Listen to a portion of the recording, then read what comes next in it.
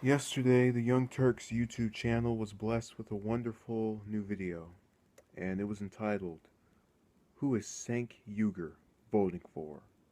With a question mark.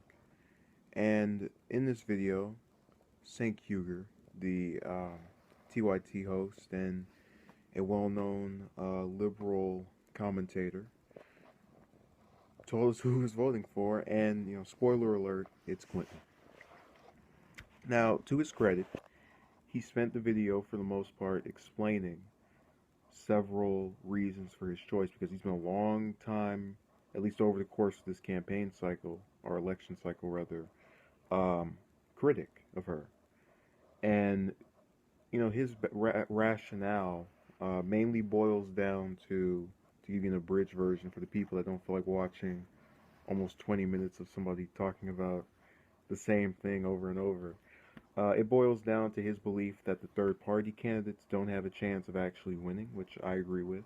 They were a long shot to begin with, but I mean, between Johnson messing up and Stein, not even really being involved with this, they definitely are out of the water.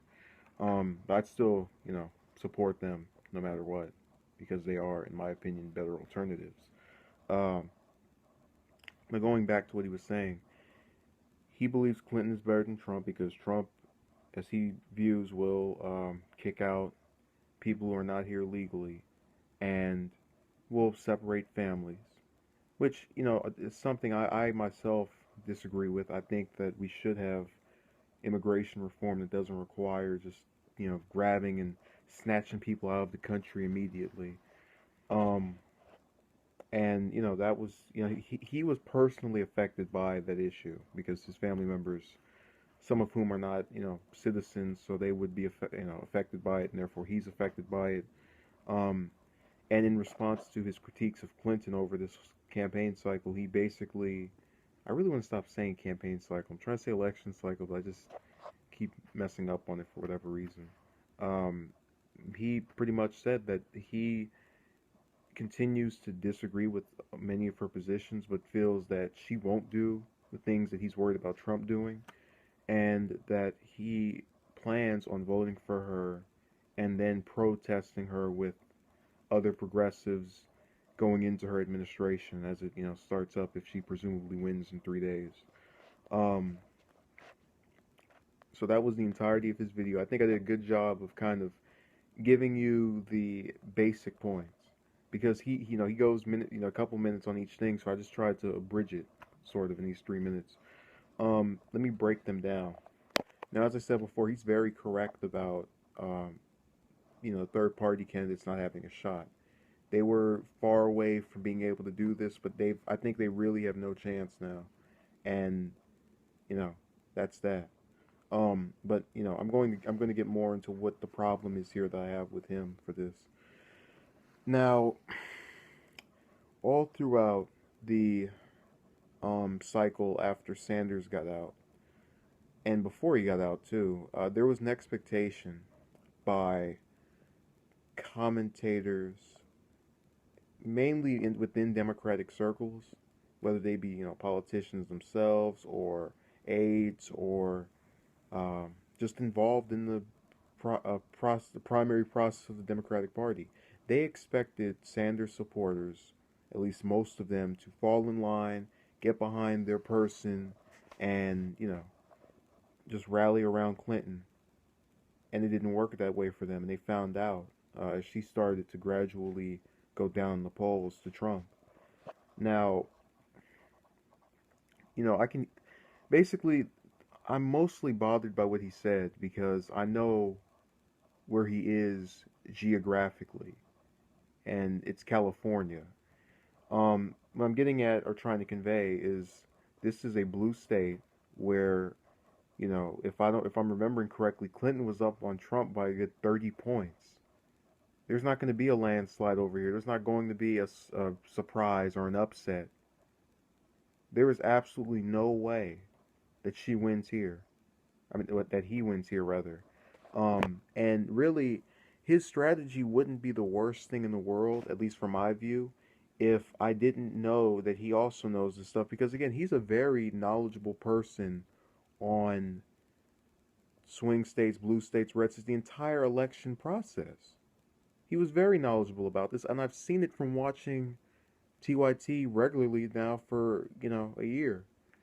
So it's not even about, he's misguided. He knows what he's doing, and he knows that he lives in a state where there's no way Trump will win here. And literally, and I don't mean to make anybody feel bad, if I didn't vote and if he didn't vote, it wouldn't matter because Clinton would still win the state. And I say us because neither one of us is an enthusiastic Clinton supporter. I am not in any way, shape, or form. But I'm going to stand by my word that I will not support her in any form or way. I will not vote for her. I will not, I might listen to what she has to say during a debate or something else. But there is no way I go about it just furthering her agenda of trying to win the election. So, I stay away from, thinking about even doing that. Now, basically, his resolve to me, it feels as if it's the compromise, but it's to an extent to where you're really, let's say he goes into the Clinton administration next year if it happens, because I really at this point go either way. Um, they got his vote, and he gets a rally, or a few rallies, or a couple of protests, and I'm supposed to believe that's going. What I'm getting at is there's no surefire way of saying that what he wants to do will not work or will work, but we can say surefire that his vote helps Clinton because it's for her. They get something surefire, which is your vote, and you get a shot in the, a kind of a chancy thing of maybe this rally will work, maybe it won't. And it just seems so incompetent to me that you would be aware of where you are geographically in this blue state where there's no chance of Trump winning. If he was if TYT was based in Florida, Ohio, North Carolina, I'd still kind of go, but I'd understand him and I wouldn't be making this video. But I'm making this because it's important to know that what he said yesterday, when you really boil down to it, just amounts to him just being so against Trump that it just makes him gravitate towards Clinton. And that's kind of what the vibe I got off of it when he starts talking about the immigrant thing. And, like I said before, I get it. I would hate to lose relatives to this system. And I feel as if I am sympathetic towards people that can be affected by that. That is why I'm not supporting him and am not voting for him. But the point I'm making is that you can't go around and tell me, living in this state where he has no chance of winning, that you feel obligated to vote for a person that you yourself have admitted. Forget being not your first choice. He could have a list of 100 people she wouldn't be on there, all living, that he'd rather see as president than her. So there's no reason for me to even tolerate that. And all in all, the video, he himself predicted that they'll lose supporters. I won't stop watching TYT. I find them amusing and informative for the most part. Obviously, when they start, talking about police brutality and this cycle with their opinions on some of the Republican candidates, I get kind of annoyed or just roll my eyes. But aside from that, they're okay. And this isn't just me being mad at somebody over having a different opinion. It's me questioning why they would see things the way they do in light of their situation. And it feels very